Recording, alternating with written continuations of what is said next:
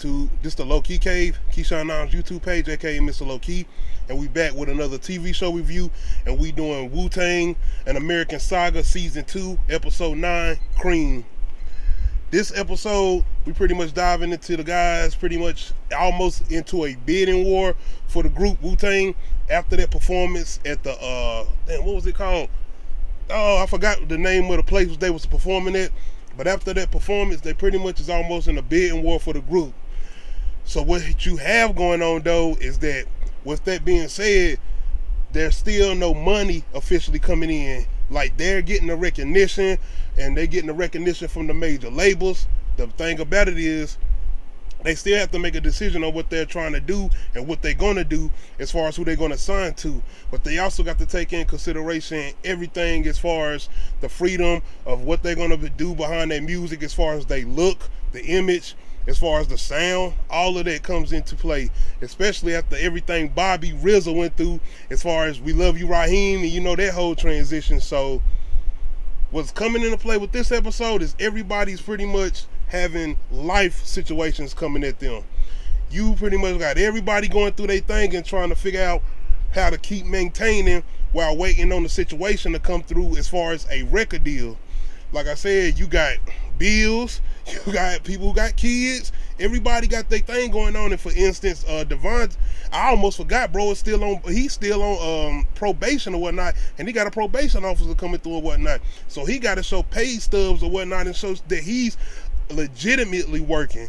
So it's a lot in this episode, and it's real situations, and I love the way they dive into those situations, especially if you somebody out here that's like an entrepreneur and you trying to get something done, but you know you still got to take care of real life situations, like I said, bills, kids and whatnot, but your foundation and whatnot, but you still got real life situations going on. So even the situation, I ain't gonna front, even the situation with Ghostface Killer, at first I was like, man, I think bro went out and got a real job. I was looking at him like, I think he went out to get a real job instead of what I think he did. But they never even dived into what he did to go get the money or whatnot. But I'm going to leave it up to in the air, but I'm pretty sure everybody know what he did. But at first I thought they were going to show that he went and got a job or something. Anyway, though, this dives into the deal that Wu-Tang actually first got, which was Loud Records, which is the official label they did sign to. Not only that, I think I was at first thinking that RZA get some type of deal where he almost was co-owner of not co-owner of Loud Records, but he had some type of revenue would come in from Loud Records or whatnot. But everything else as far as him planning out that deal, the most important thing to me that came from RZA was making sure the group was able to make individual choices once they did what they did as far as a group album, that first album. So if they wanted to do solo projects, not only do solo projects, but if they wanted to go do their own deal and make their own moves, they can go do that without it being something they had to come back to holler at RZA, Devon, or Power about. They can make their own moves, maybe even if they wanted a certain different team, but not whatnot. RZA wanted to make sure all the guys had their own power to do what they needed or wanted to do after this first album and whatnot. So that's a lot I took into this, man. Just like I said, showing RZA's leadership. Another thing I took into this is showing RZA and showing how he went into that inner turmoil or those battles within himself and having those conversations with himself. You know, the conversations with your younger self who was making all the dumb decisions, the conversation with the person who made that decision but it wasn't the right one, and just that one he's having with himself now, the person in the present. And I was loving that because we all, I feel like, go through those moments when we having a conversation with that person a long time ago. You know how you sometimes you talk to yourself, you having those moments with yourself where you thinking about a decision you about to make, or you thinking about decisions you have made. And I feel like I like that moment they had with him. Not only that, man, I love the creativity, and I almost forgot how creative Method Man was when they did the whole thing and showing the process of making C.R.E.A.M, what this episode is named after. And another thing I loved about this episode is going into the process of them doing that song. Before I even get into the whole Method Man thing, is when they are sitting there talking about the whole dynamics of coming up with a song about money or whatnot. And they like, bro, we ain't got no money, we broke or whatnot. And the way they flipped the whole narrative around about having money, saying, C.R.E.A.M, I'm trying to get it. I need this right now. Even with that video, y'all remember the C.R.E.A.M video? It ain't no flashy, glamorous video. It's a grimy video. It's what you doing when you going through situations where you ain't got it and it's hard to rap. How they gonna, man, you can't talk about some shit you know you ain't got. I know everybody be talking about flexing or whatnot, doing what they doing, especially with the internet age or whatnot, but it's hard to walk around and be in those type of moments when you know you don't have it. And especially when you doing what they doing and them trying to be authentic and be real with theirs and talk about real life situations, they wasn't with it. And when they flipped the narrative around saying, yo, I'm trying to get it, basically saying how hungry they are, saying, no, I'm trying to get this so I can take care of my family, take care of my people, get out of poverty and all of that. I love that part. Not only that, like I said, Method Man, and showing you how he was so creative with the hooks, coming up with these hooks or whatnot, and the way he even came up with his song going into C.R.E.A.M or whatnot.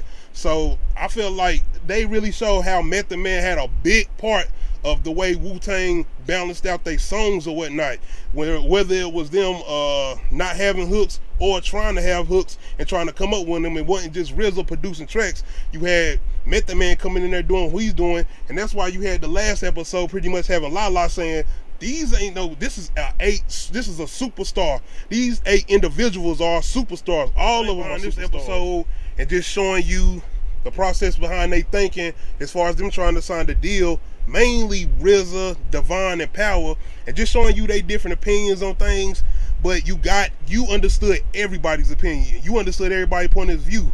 But like I said, RZA was always thinking about the longevity. He was always thinking about the bigger picture, and he wasn't thinking about right now. He was always trying to think about the future, and not for just himself. He was thinking about it for everybody.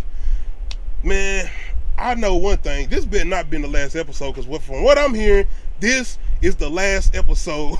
And I'm like, wait a minute. You telling me this is a season finale? Last season there was 10 episodes if I'm not mistaken. So you telling me this season, man, come on. And to me it was almost feeling like they just getting started. So I'm gonna have to definitely check on that. Y'all let me know in the comment section, was this the season finale? I'm hoping not, man. But other than that, man, that's pretty much what I took from this episode. Like I said, and like I said, it was just, if this was couldn't wait for that next episode to see what's gonna go the whole process of them making their full album. Or they gonna show that, or they gonna show them how. But I know that's the whole process behind season 2. So this possibly is the last episode, because as far as season 3, my bad, season 3, because pretty much season 3 is gonna probably show what's come with success. The whole thing with what comes with success, dealing with having a certain amount of money. And not only that, I hope they show the process of them getting their individual deals, as far as like Method Man solo project, RAEKWON solo project. I hope they go into that. But other than that, man, that was pretty much my recap of my review of episode 9 C.R.E.A.M of Wu-Tang All-American, an American Saga season 2. Like I said, if this was the last episode, I enjoyed this season. Overall, I did. It did feel like it almost, not a cliffhanger, but it was like it left you wanting more. That's the thing I will say. If this was the last episode, it definitely left you wanting more. Other than that, man, I enjoyed this season overall. Just showing you the grind and the hustle that they went through. Not having no social media, not having all the advantages you have today. That's some of the most important things I took from this season. And not only that, just showing you the hustle behind the hustle behind RZA and his brother in Power. Not only that, the thinking behind RZA and his process of making beats, and the perfection behind him, and the way he wanted everybody to win. That's the thing I'm taking from this season, and taking from RZA and everything he was doing. He wanted to see everybody win.